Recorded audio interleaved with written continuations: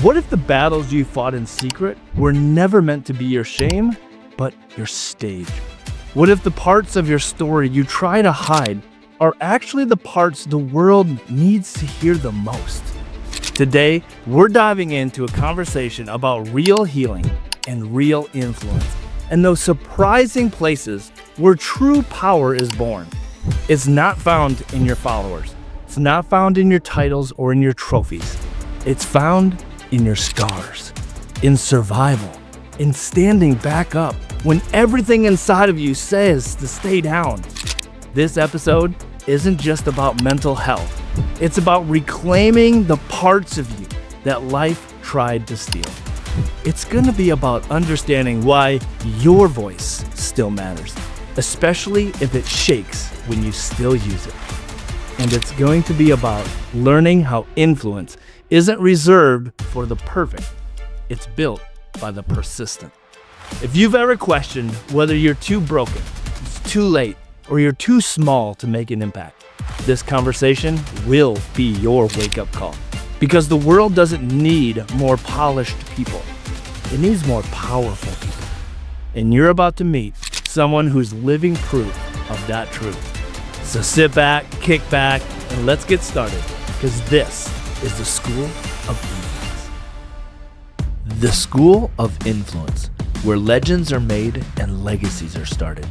Interviews and insights to grow your impact on social media, networking, and stages. Class is now in session. We're gonna take on the world.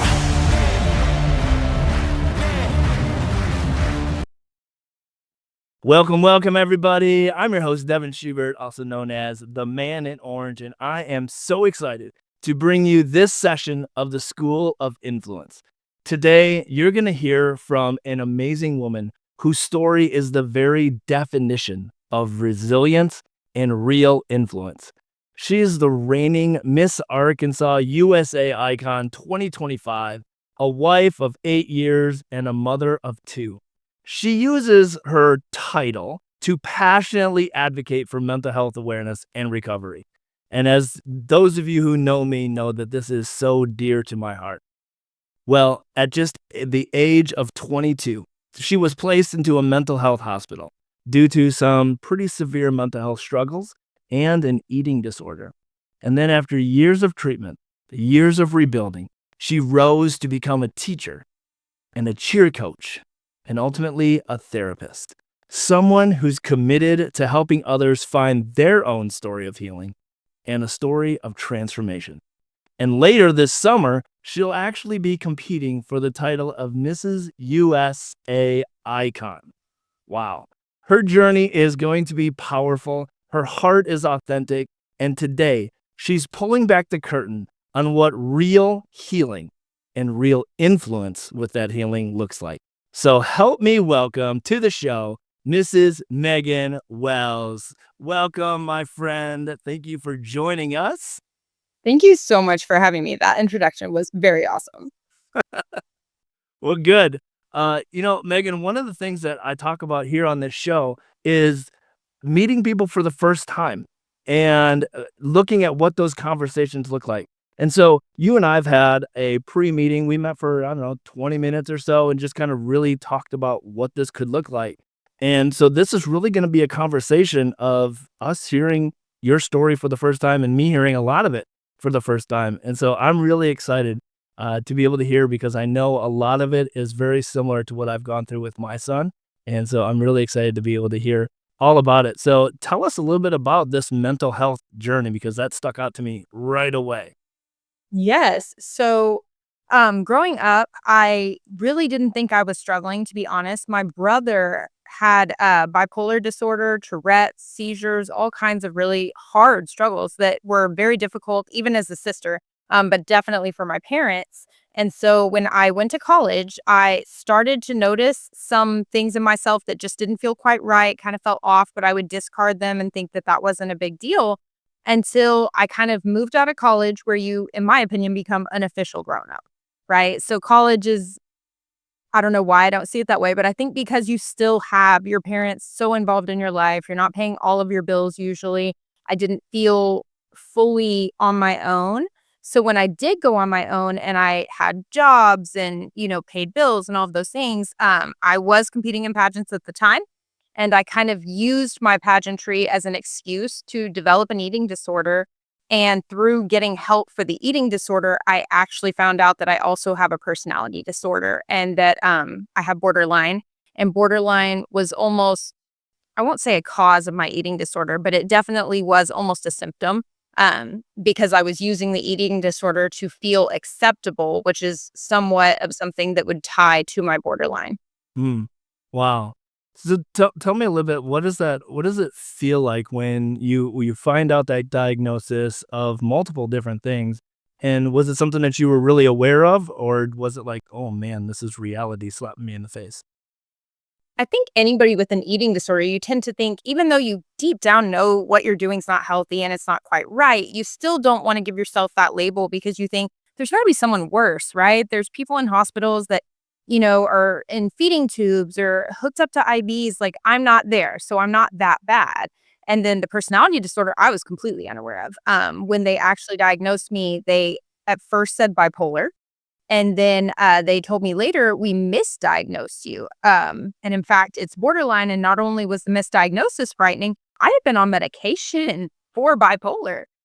So my entire incident of like being in the hospital and stuff, it just felt like some of that could have been prevented if the right people had figured out the right things.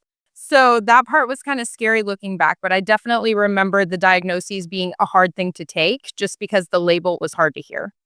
Yeah, that word, the label.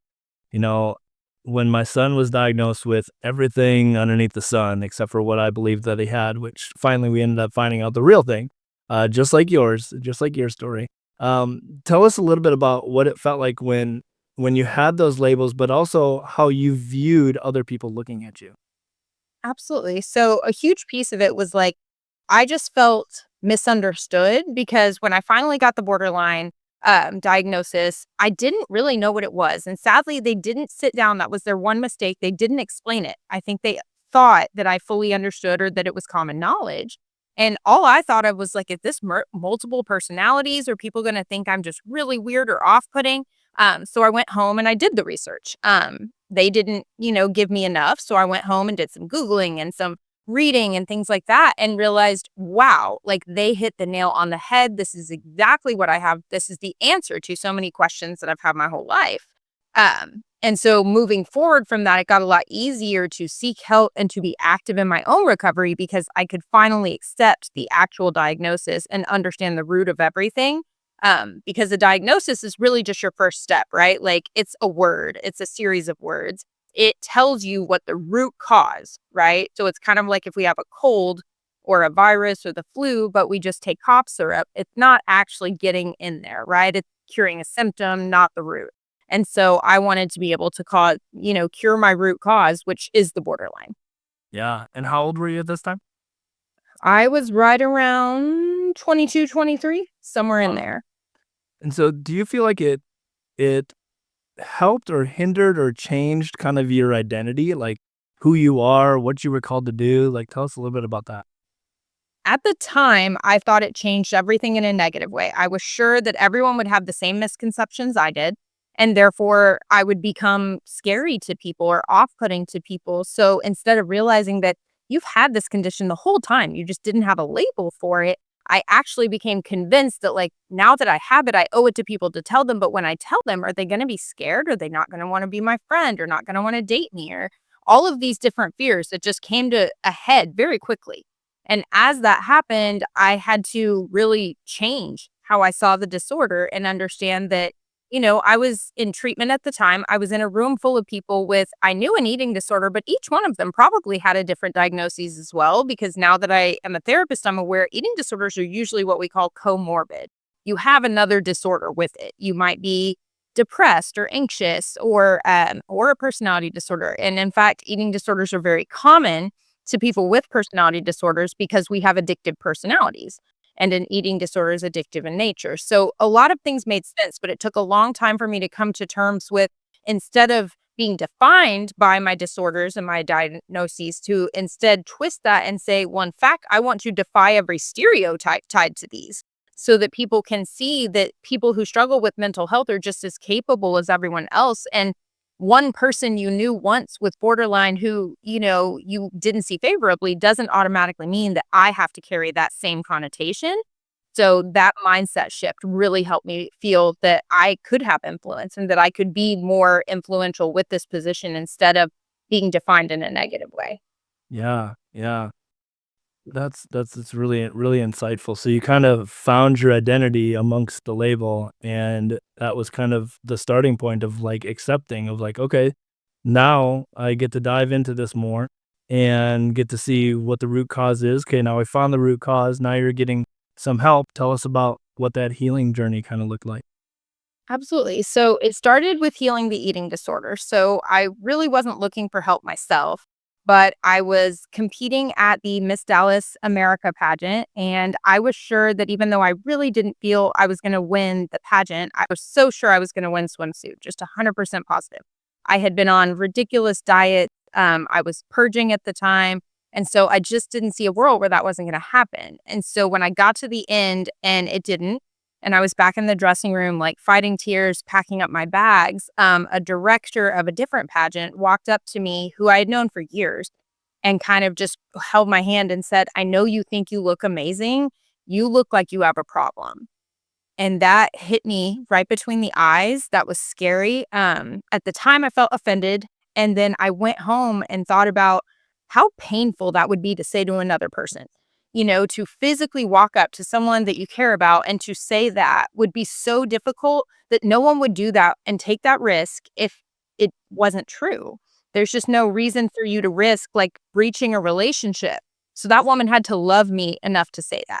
And so that prompted me to seek help for my eating disorder, which ultimately spurred in kind of a series of healing. I ended up in 2 different treatment facilities for my eating disorder at 3 levels of care. I've had my incident, which I'm sure we'll get to at some point, where I was in a mental hospital for 5 days.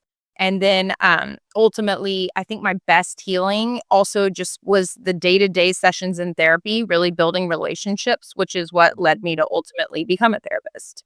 Yeah, yeah. Wow. I love that the whole understanding that it came to like a heart moment of like, this is something I needed to hear. This was the aha moment. How much did that resonate in your head? How much did you catch it at the moment that this was an aha moment, or how much did it just play in your head of like boom, boom, boom, and like beat you down, down, down until, and how did that kind of happen for you? Well, pardon the interruption, but let me ask you something.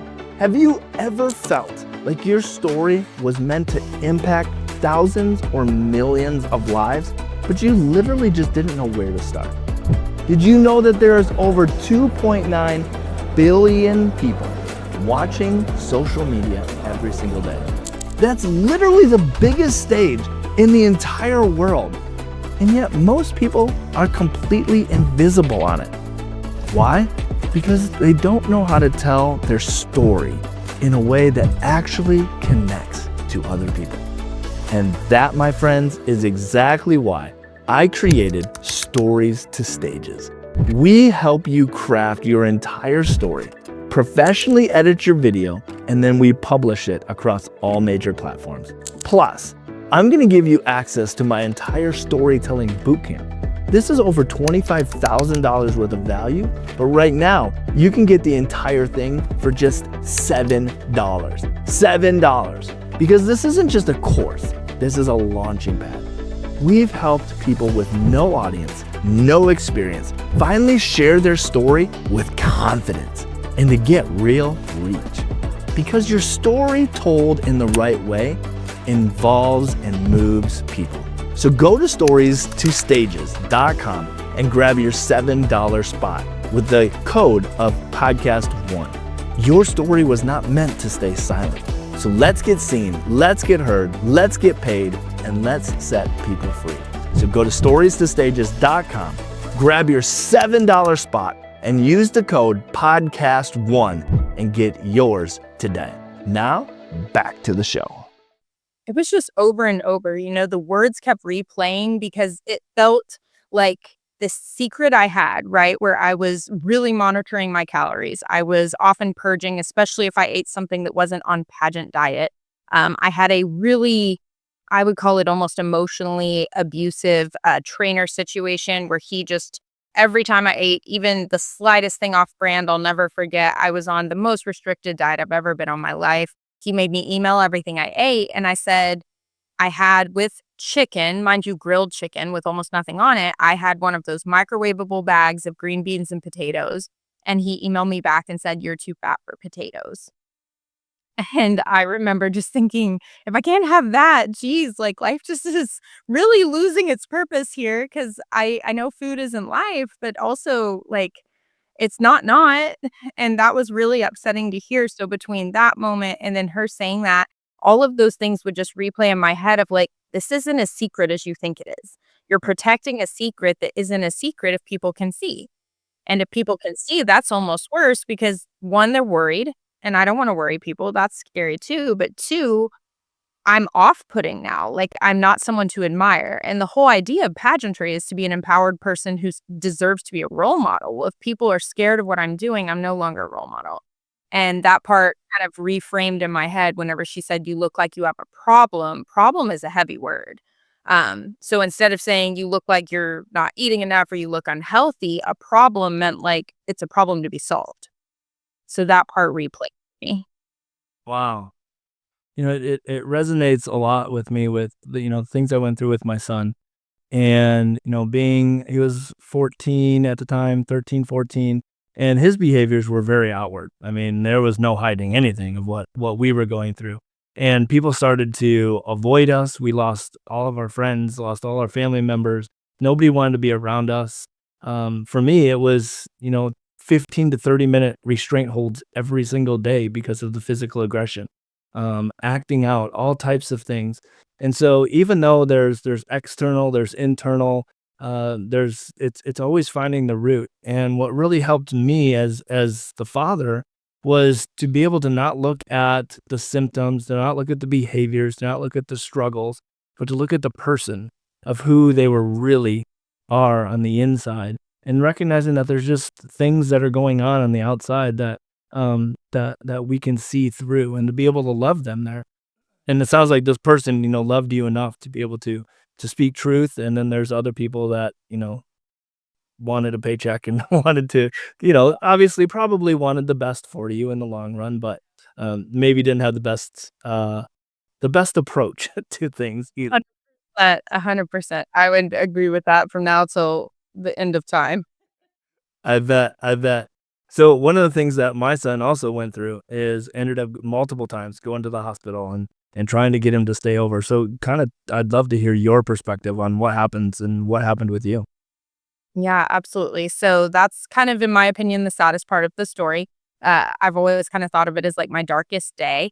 I had been out with my boyfriend at the time. I was 22. I was also with my best friend and her husband, and we had gone out just to a like smaller concert, had a few drinks, and I was on a medication that apparently was not supposed to mix with alcohol. This was when they still thought I had bipolar. And I remember feeling almost erratic. I was spiraling out of control. Everyone kept talking about how tired they were, and I just didn't feel tired. And so when everyone kept saying like, "Oh, I can't wait to go to bed," or "I'm so exhausted, I can't wait to go home," I was starting to feel like, a deflated balloon. Everybody else wanted to go do something other than what I wanted to do, and why was I going to be left alone in this let's keep having fun, let's not stop the party feeling? And so I kept complaining about that and saying, "Why doesn't everybody want to keep having fun? I want to have fun." And we got back, and my best friend and her husband left, and my boyfriend at the time was like, "You're acting crazy. I don't really want to be with you anymore, but you also can't drive home because you drank, so sleep on my couch." And I felt 100% rejected, attacked, abandoned, and borderline at its root is a deep-rooted fear of abandonment. You fear that people are going to reject you or leave you, so you act out to either keep them in your life or to force them away so that it was your choice. And so when he did that, I felt so rejected that I stormed out of the house. I ran into oncoming traffic and was trying to get hit by a car. But I kept losing the nerve and getting scared. And so I would stand there and close my eyes and wait for it to hit. And then I would run off and be like, "No, I can't do this." And then I would go back and run. But in the kind of interim, I was also yelling a lot. just out of fear. And I got scared enough that I ran. I will never forget. Across the street, there was like a little church, like a deserted church. And I ran over there and hid in bushes. I don't even remember why I thought that was a good idea, why I needed to hide in a bush, but I hid in the bush.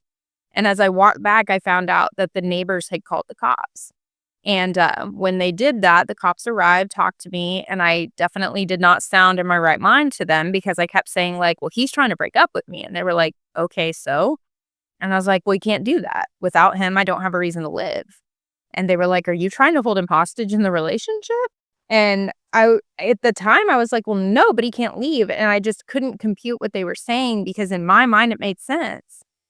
And so they said, well, ma'am, we're going to get you some help. And they were really vague about it. They put me in the back of their car. I was not under arrest or anything, but just drove me to the nearest hospital, which was authentically the scariest 5 days of my entire life. And that was midway in my healing journey. I had already chosen to heal the eating disorder, but that's when I started finding out about my other problems because acting out in that way was in no way tied to the eating disorder. Oh, wow. And so this was before your other treatment facilities that you gone to? Yeah, I had just been in one very low level of care. I would go a few hours a day. I would eat meals there, have some therapy, and that was it. And so I was making progress, but it wasn't huge. But I was completely unaware of the borderline at the time. And so that was one of the stepping stones to me finding out that that's what I had. Wow. Wow.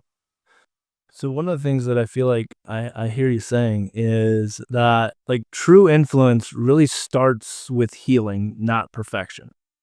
And 100%. that like our authority in that influence, it comes from, being authentic in who we are and owning in our identity. And it's not just about the appearance of the way that we look or the way that we appear, show up in certain ways. And the other thing that I kind of hear you saying is that as you began being more vulnerable, as you began opening up and receiving people's help and the diagnosis, and that really started to build trust for you.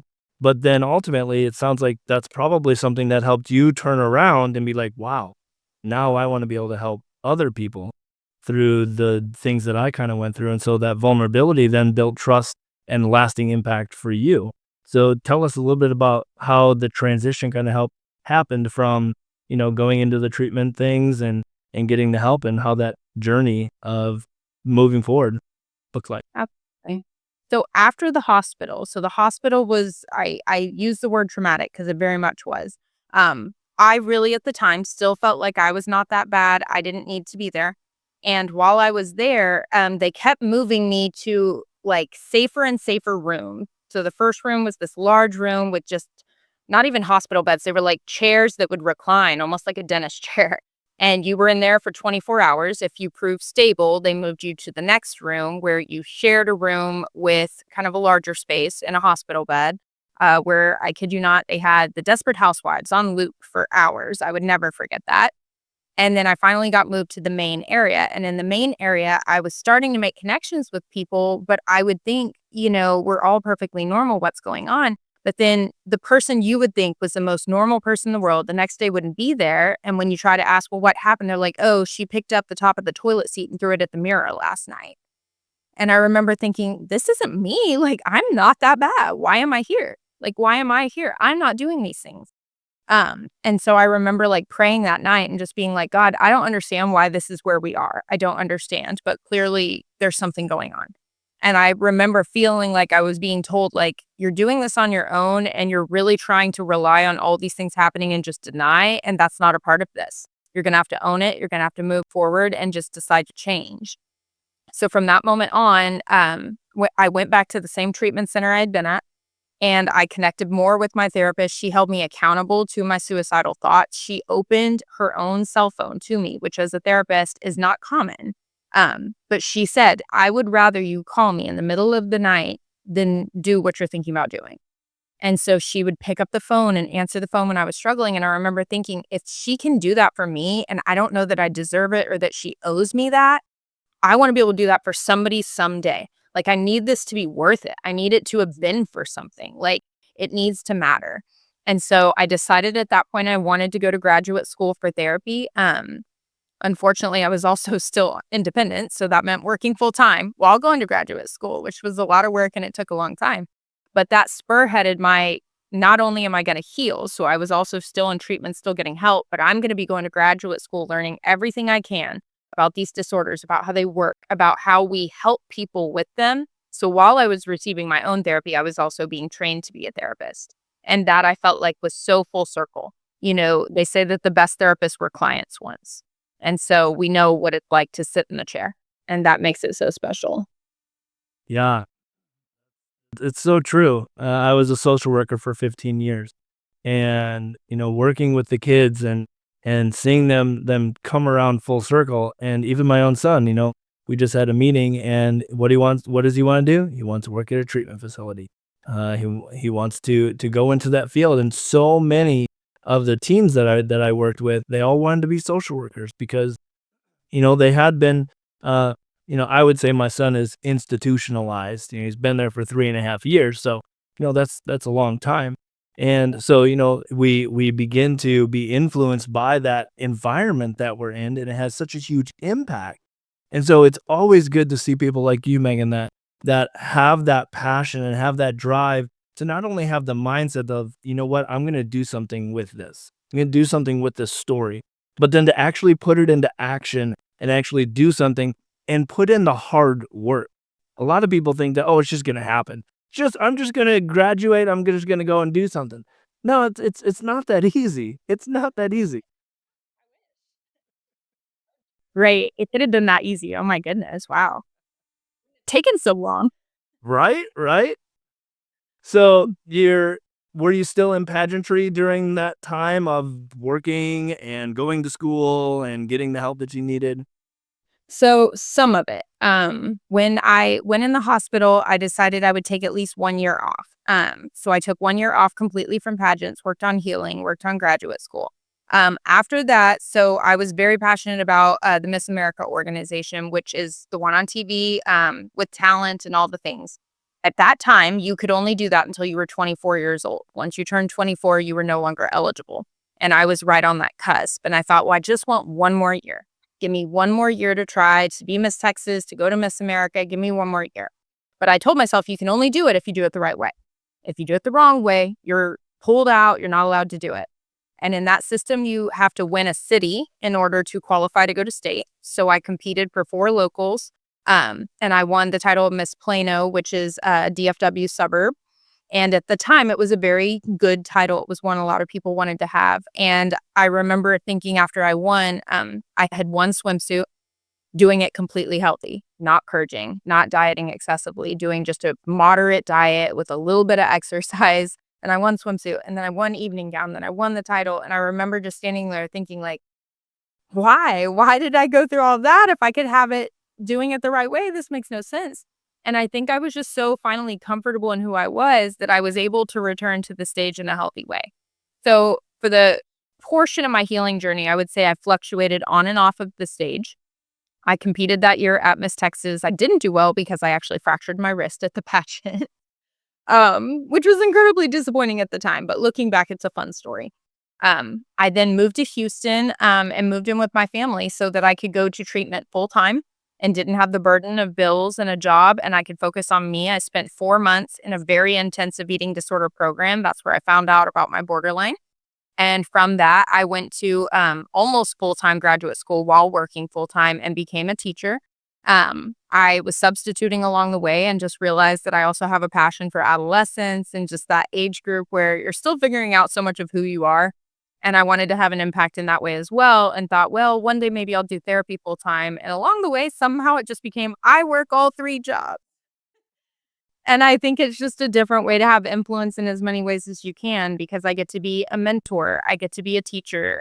Teachers are often parents. We're often counselors. We're often doing all of those roles. But then I opened my own therapy private practice. I see clients on nights and weekends. And so I'm filling my cup in every way. But I get my cup filled now by filling other people's. And that's just such a full circle that I borderline felt like I was emotionally draining to others. And I now make it my mission to pour back into others instead, to give back to what I took. Wow, I love that. I love that. I have this saying that your story is your superpower, no matter what the platform you have. And I feel like it's so important that all of us understand that your story really empowers other people. No matter what stages you stand on, no matter what opportunity is in front of you, no matter what relationship is around the corner, you have influence. And when you utilize your story, it creates such an open door to bring other people into your sphere of influence. And so, whether it be a story of mental health, whether it be some traumatic event that happened in your life, or whether you know what, you just had a perfect upbringing, it's still a story. And you get to be able to utilize it to be able to grow your influence. And I love, Megan, how you're utilizing your voice, you're utilizing your platform, not just to build influence, but to really advocate for mental health and to advocate for the practice of mental health. So tell us a little bit about if people are struggling with some type of mental health, what are some of the options that they can do to be able to get some help, um, whether it be online resources or calls or whatever that looks like. How can they get the help that they need? Absolutely. I think your first step is always to talk to someone that you trust because that gains perspective. Usually, when you're struggling with mental health, there's a lack of awareness of what is actually a problem versus what isn't. When you're trapped in your own mind, everything makes sense.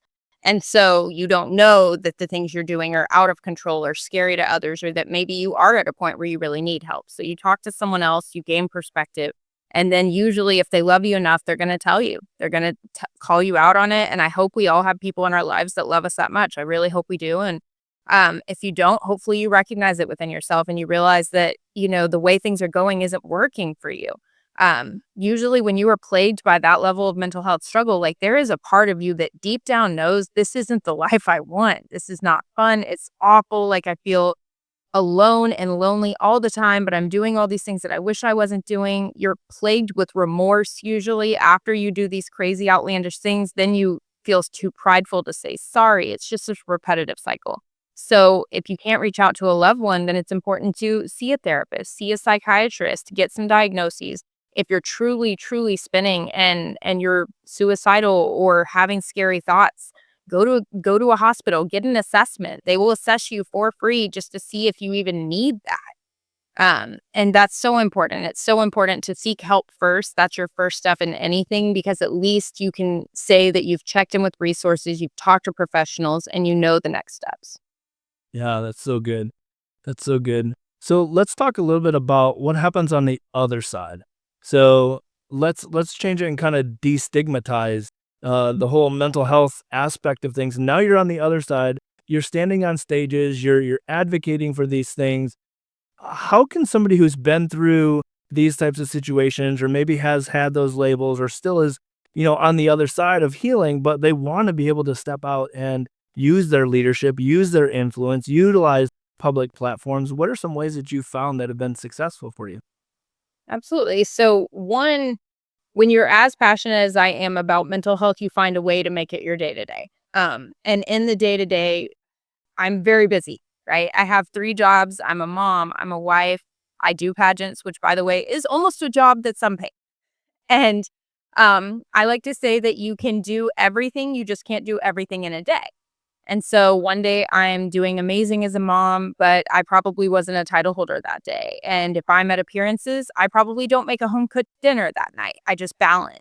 And so I'm advocating for mental health in my everyday life by being a therapist, by being a teacher, by being a cheer coach and a mentor to a team of cheerleaders who are still dealing with the difficulties of teenage life and mental health and images and things like that. Likewise, getting out in the community and making the appearances and talking about mental health and being someone who hopefully people are looking up to, because I will say I can tell the same story with or without the crown on my head, and quite frankly I will. But when you put the crown on your head, it's kind of like a giant light bulb on top of your head saying, listen to me. And because I have that voice, I feel obligated to share it as many times as I can, as long as I have a title, because I have a giant piece of influence and I want to use that. So I do it in that way. I'm scheduled on May 17th to go walk for the National Alliance of Mental Illness. I think those are important ways. So volunteering, being a part of the change that it takes to destigmatize. And then on the day to day, everyone can be influential by loving the people in your life, pouring truth into them, noticing when people aren't okay, calling them on it. Don't just ask, how was your day? Or are you good? And expecting fine. Don't let fine be enough. Ask for more. Most of us are saying fine because we deep down don't think you want to hear it. Make it clear that you do to the people that you love. And I think in that way, every person can have influence. That's so good. That's so good. Yeah, one of my sayings is that I will always meet people where they're at. I'll love them there, but I won't leave them there unless they refuse to move. Yeah, that sounds like you're a therapist. You said that in therapy. You could lead a horse to water, but you can't make him drink. I'm like, I can't do the work for you. I can show you the step. You don't want to take it. You don't want to take a step. I can't make you do that. Yeah, yeah.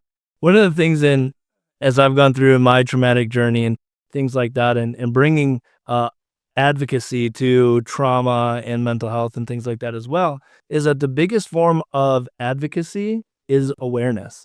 And the biggest influence that you can have is bringing awareness of helping people and being there and being a lot of times, and I'm sure that you know this as well as the next person, but a lot of times it's just being the voice of that person that is either voiceless or doesn't have the words to be able to say it. And for my son, when he was going through the problems, he didn't. I believe that he had trauma before he was born. I believe that he was abused when he was a baby. So he has no recollection necessarily of those things. But as I would say things, he would kind of agree. It would fit in with what he was going through, and that's how we kind of found out a lot of the different situations of what had happened. Was I was being a voice and advocating and bringing awareness to those things. And so I think that's spot on as to what you're saying is how we can be influential in the midst of coming out on the other side of our mental health journey. 100%. And helping those that are. If you're someone who's doing okay and you're well, odds are someone around you isn't. That's just the odds. That's what the statistics tell us. And that means that you are just as, capable of being there for people and being their voice as well, because, everyone's looking for that. If you're struggling, no matter what you have, I mean, if I have cancer or I'm in a car accident, I sure hope someone will take me to the hospital. And so if I have a mental situation, I hope someone loves me enough to say that. Yeah, yeah. Do you believe that the number one thing when people struggle with the mental health or they're struggling with depression or any of those types of things is that they tend to become silent? They become a hermit. They close up. They clam up. And so if that's the case, how would you suggest people reach out to somebody if they think that they may be struggling? Yeah. I see that a lot, especially as a teacher. So we have, the school has the diagnoses if a parent has come forward with it, but it doesn't mean that every single student is fully disclosed to every person. But as a teacher and a therapist, I'm very perceptive. And so a lot of times you'll see the student that, maybe you can tell they're very shy or they don't fully believe that everyone will accept who they are. And so they tend to be quiet or reserved, or anytime they think that you're going to make them do group work, they ask to go to the bathroom. And you notice these things as a trend. And, as a teacher, I can love on them. But a lot of times the fact that I'm a teacher means I'm an authority figure, and that's scary. But another student can love on that student by reaching out one-on-one, by waiting until everyone else is left and saying, hey, are you okay? I'm here for you. Do you need a friend? Do you need someone to sit with? It's making people connection. When we are connected people to people, we're, one, more likely to be mentally well. Connection is a human need. Acceptance is a human need. Belonging is a human need. And most people struggling at least feel like that's a deficit. They probably aren't alone, but they feel alone. The truth is they were never alone. Someone's always there. Someone always cares. There is always someone who would miss you. I just think we miss it. And so we have to be perceptive. We have to be looking for the people who are alone, and we have to meet people where they are, like you said, and try to figure out how to approach people. If we care enough, we'll try. The problem is, I think a lot of times it's just easier not to. And so that person is sitting silent, internally crying for help until they can't internally anymore. And that's when they start acting out or doing things that are tied to mental health, like I did, and like I'm sure your son did. A lot of those outward cries are just an expression of help me, help me. And it takes seeing those sometimes before someone gets help. The reality is the signs were there way long before that. Yeah, that's so good. That's so good.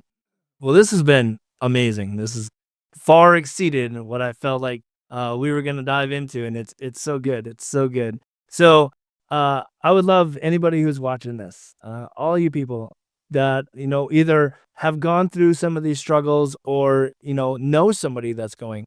Share this with them so that they can have that awareness that you can be the advocate of helping them be able to get to the next level. And also, so Megan, what are some ways that the listeners can be able to follow you, to get in touch with you? What kind of things you got for us? Absolutely. So the big part of my journey right now is we're very active on Instagram, sharing our journeys and things like that. They can follow me at USA Icon Mrs. Arkansas. And I am preparing. I will be in Orlando, Florida this July and August competing for the title of Mrs. USA Icon, which would be a very big honor to serve the country in that way. And so they can follow along there. I am happy to be messaged or share my story with anyone who will listen, as well as partner with anyone who would like to further their own causes with me as well. I love that. I love that. You know, one of the biggest things that we get to do is that we get to utilize our influence and reach the masses with it.